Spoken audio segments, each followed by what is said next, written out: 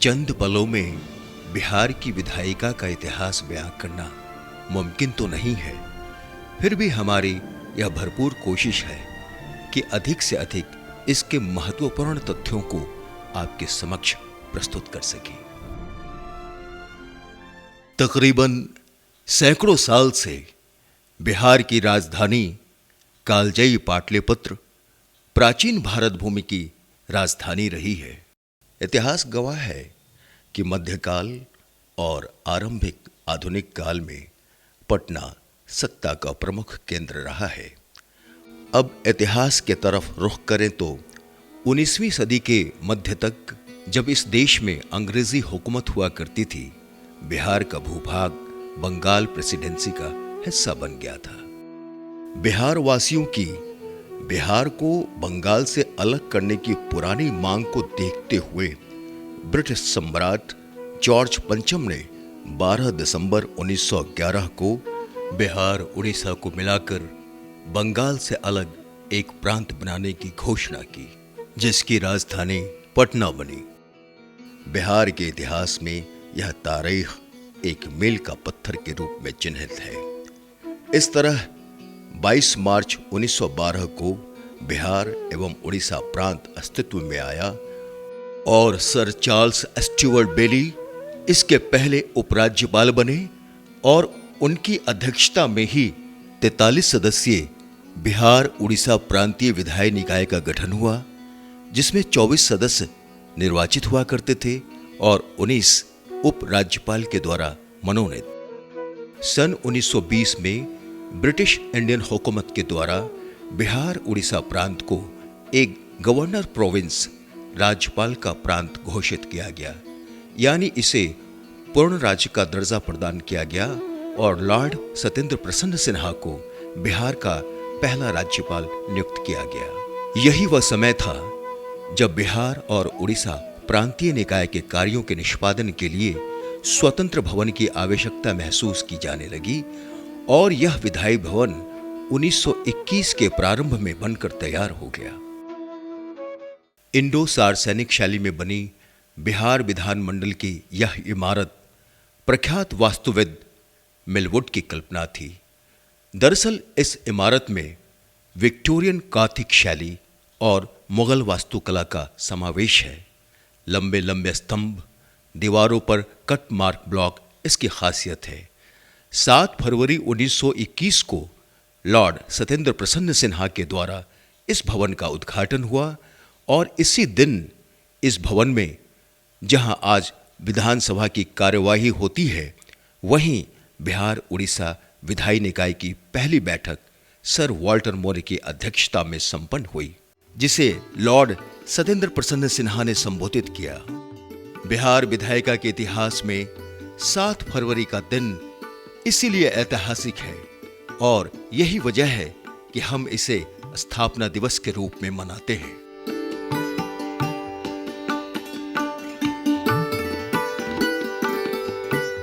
इतिहास में नया मोड़ आया और ब्रिटिश संसद द्वारा गवर्नमेंट ऑफ इंडिया एक्ट 1935 पारित हुआ, जिसके तहत बिहार और उड़ीसा अलग अलग राज्य के रूप में अस्तित्व में आए। इस एक्ट के तहत अन्य प्रांतों के साथ बिहार के प्रांतीय विधायिका में भी द्विसदनीय व्यवस्था की शुरुआत की गई। इस तरह पहले से चली आ रही प्रांतीय विधायी परिषद विधानसभा के रूप में तब्दील हो गई।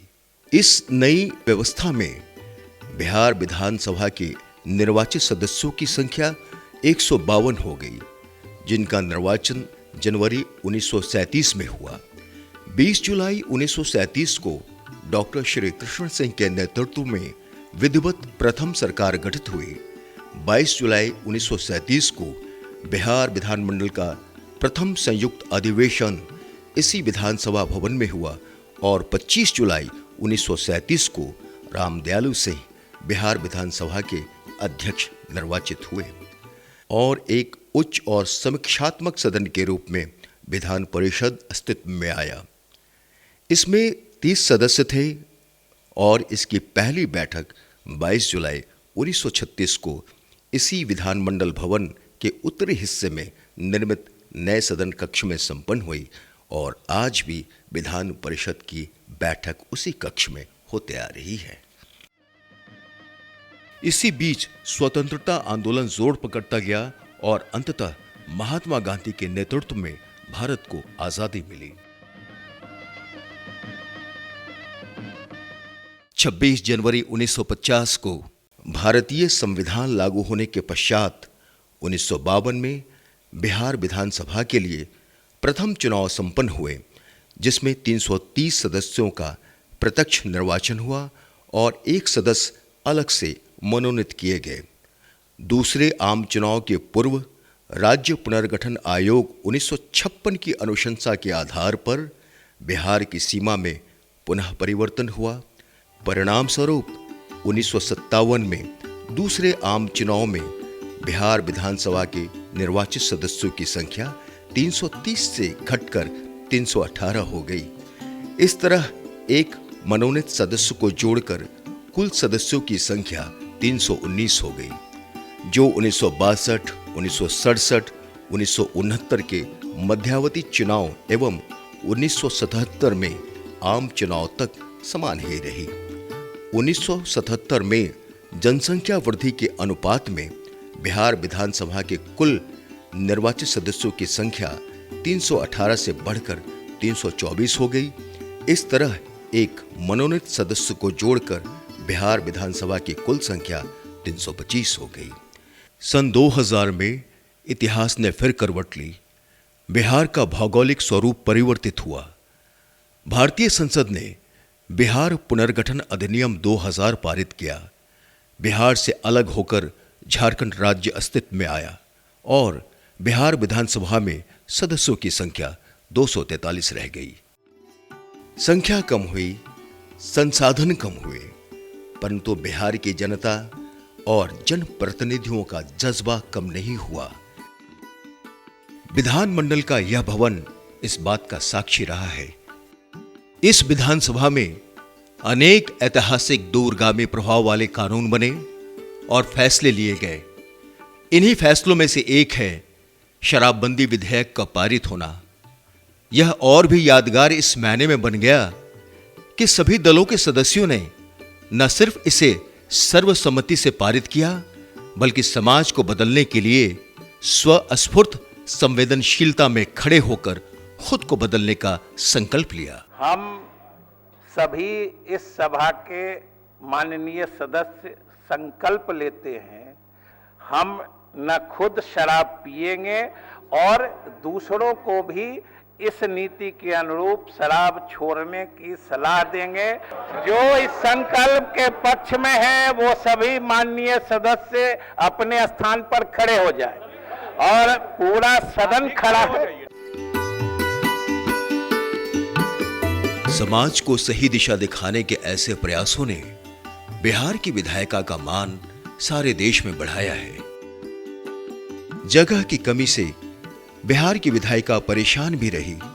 सम्मेलन कक्ष, समिति कक्ष, मंत्रीगण के कक्ष, समिति के सभापतियों के कक्ष, सचेतक गण के कक्ष, राजनीतिक दल के नेतागण के कक्ष एवं विधानमंडल पुस्तकालय के लिए उपयुक्त स्थान का घोर अभाव था। एक नए भवन की आवश्यकता बड़े शिद्दत से महसूस की जाने लगी। इसके निदान स्वरूप एक विस्तारित भवन का विचार आया। इस विस्तारित भवन की परिकल्पना एवं इसे मूर्त रूप देने का श्रेय बिहार के मुख्यमंत्री श्री नीतीश कुमार जी को जाता है। निर्माण कला के दृष्टिकोण से इस भवन की भव्यता मुख्य भवन के अनुरूप रखी गई और वास्तुकला की दृष्टि से यह विस्तारित भवन संसद भवन की झलक दिखला जाता है। ढेर सारे खंभों वाला गलियारा और बड़ा सा गोलाकार गुंबद इसकी मुख्य विशेषता है। 16 नवंबर 2016 को बिहार विधानमंडल भवन के विस्तारित भवन का उद्घाटन माननीय मुख्यमंत्री श्री नीतीश कुमार जी द्वारा हुआ। आज 7 फरवरी 2017 को इस विस्तारित भवन के पुस्तकालय प्रभाग में उपस्थित होकर हम सब विधानसभा का स्थापना दिवस मना रहे हैं।